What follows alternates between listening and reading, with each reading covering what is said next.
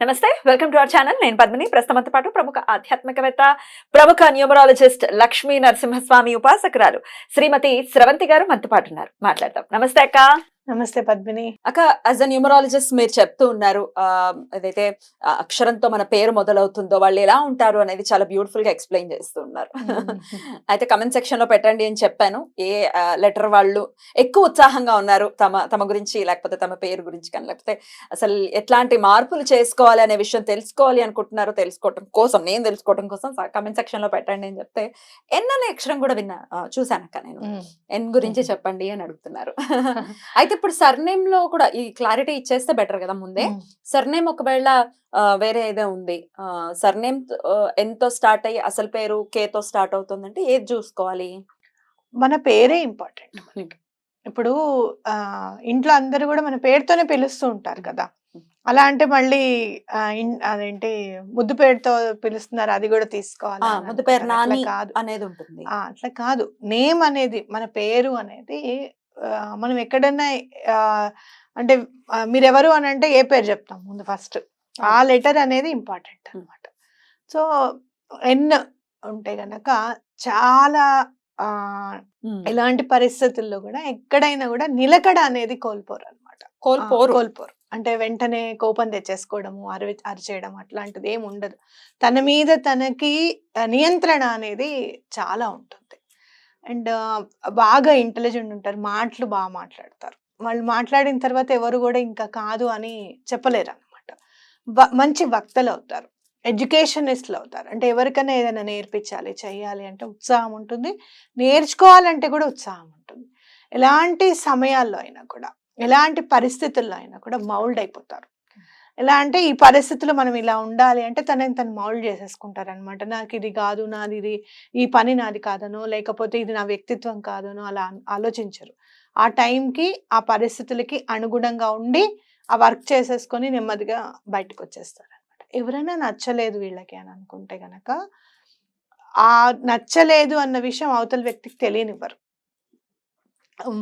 వాళ్ళ వరకే అట్టు పెట్టుకుంటారు అనమాట. ఇష్టమైన వాళ్ళతో మాట్లాడతారు, నచ్చని వాళ్ళతో మాట్లాడకుండా వర్క్ చేసుకుంటూ వెళ్ళిపోతారు. ఇంకోటి వీళ్ళకి బాగా కలిసి వచ్చేది ఏంటి అని అంటే తన మాటకారితనం. ఎంత బాగా మాట్లాడతారు అని అంటే అవతల వాళ్ళని తొందరగా అట్రాక్ట్ చేస్తారు అనమాట. అది ఎందుకు వస్తుంది వీళ్ళకి అని అంటే మెర్క్యూరీ వల్ల వస్తుంది. మెర్క్యూరీ రూల్ చేస్తుంది. 5 అయితే మనం మామూలుగా ఈ అక్షరాలతో పేర్లు పెట్టండి అని అంటాం కదా. ఎన్ని అంటే మనకి సాధారణంగా నా అని వస్తుంది కదా. వాళ్ళు అనురాధ నక్షత్రం వల్ల ప్రేరేపితమై ఉంటారు అనమాట. సో అనురాధ నక్షత్రము అనగానే శని భగవానుడు వాళ్ళు ఎట్లా అంటే డిసిప్లైన్డ్ గా ఉండాలని కోరుకుంటారు. వాళ్ళు ఎలా డిసిప్లైన్ గా ఉన్నారో అవతల వాళ్ళు కూడా అట్లనే డిసిప్లైన్ గా ఉండాలని అనుకుంటారు అనమాట. దానివల్ల ఏమవుతుందంటే ఎక్కువగా ఫ్రెండ్స్ ఉండరు. చాలా లెక్క పెట్టి ఉంటారు ఫ్రెండ్స్, వేళ్ల మీద క్లోజ్గా ఉంటారు. అయితే వీళ్ళు ఏంటంటే వీళ్ళు ఎలా ఉంటారు వాళ్ళు కూడా అలానే ఉండాలి అని చెప్పడంతో అవతల వాళ్ళకి నచ్చదను. అంతే కదా. అందులో డిసిప్లైన్ అంటే కష్టం కదా. డిసిప్లైన్ అంటే జోలికి రాదు. ఇంకోటి ఏమో వీళ్ళకి ఆధ్యాత్మికంగా కూడా ఎక్కువగా క్వాలిటీస్ ఉంటాయి. బికాస్ ఆఫ్ దిస్ సాటర్న్ పేరు వల్ల కూడా. అయితే మెర్క్యూరీ ఏంటంటే దండం పెట్టుకుంటాము, ఎక్కడ ఎంతవరకు దండం పెట్టుకుంటామో అంతవరకే అనేది ఉంటుంది అనమాట.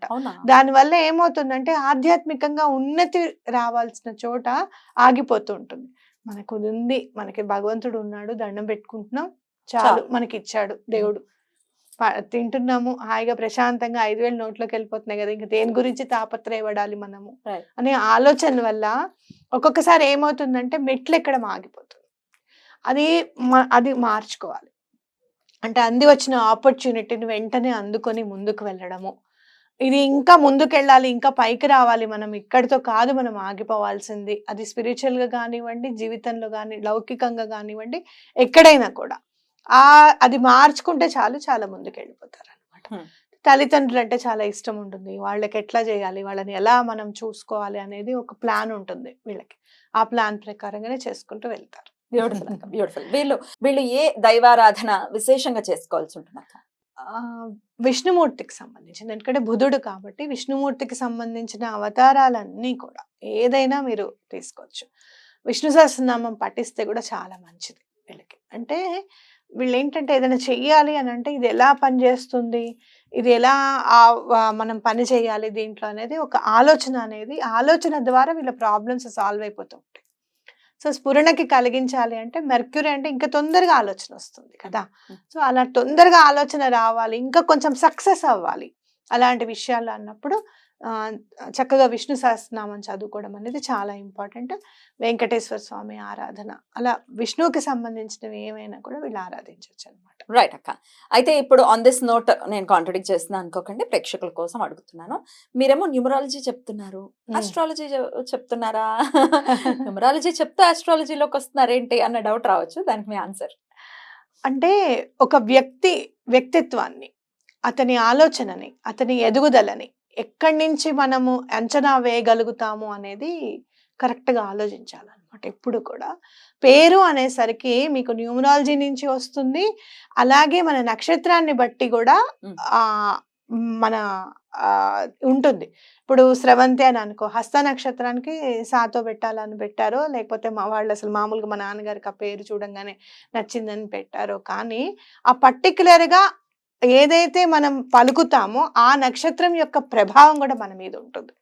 ఇప్పుడు నీ నక్షత్రం కృత్తికా నక్షత్రం, కానీ పా అనే అక్షరంతో ఎక్కువగా రిలేషన్ ఉన్నది శని భగవానుడికి. ఆయనకి డిసిప్లిన్ ఇష్టం. ఎవరైనా ఏమన్నా అంటే ఊరికనే నన్ను ఎందుకు అంటున్నావు నువ్వు అని అంటారు ఒకటే మాట ఫస్ట్. అవునా కదా? ఇవన్నీ క్వాలిటీస్ ఎందుకంటే నక్షత్రం అంటే ఆ పర్టికులర్ లెటర్ ని గవర్న్ చేస్తున్నారు కాబట్టి అట్లా ఉంటుందన్నమాట. సో మనం ఇక్కడ చెప్పేది ఎన్ గురించి టోటల్ అనాలిసిస్, అది ఎక్కడి నుంచి మనకు అందింది అనేది అన్ని తీసుకొని ఈ లక్షణం ఎందుకు ఉంటుంది ఈ పర్టికులర్ పర్సన్ కి అని చెప్తే, అవును బాగుంది, కరెక్టే కదా, నేను అలానే ఉంటాను అని వాళ్ళకి అనిపిస్తుంది. అలాగే తర్వాత మనం చెప్పే రెమెడీ కూడా చెయ్యాలి అన్న ఉత్సాహం వస్తుంది.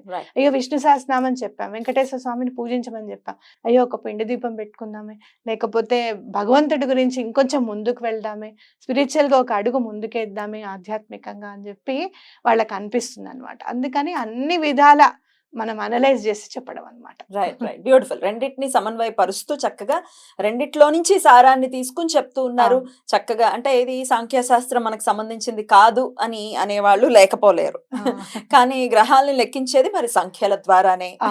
ఆస్ట్రాలజీలో సంఖ్యాశాస్త్రాన్ని ఇష్టపడతారో తీసుకుంటారో నాకైతే తెలియదు, కానీ నేను మాత్రం న్యూమరాలజీ చెప్పినా కూడా ఆస్ట్రాలజీని కూడా నేను చాలా గౌరవిస్తాను పద్మిని. ఎందుకు అనంటే ఎక్కడో అక్కడ మనకి అల్టిమేట్ గా మనకు కావాల్సింది ఏంటి అని అంటే మనకి సొల్యూషన్ కావాలి. ఖచ్చితంగా ఆ సొల్యూషన్ అనేది ఎక్కడి నుంచి దొరుకుతుంది అనేది మనకు అవసరం. ఇక్కడ గ్రహాలు అక్కడ గ్రహాలు అంతా ఒకటే సేమ్.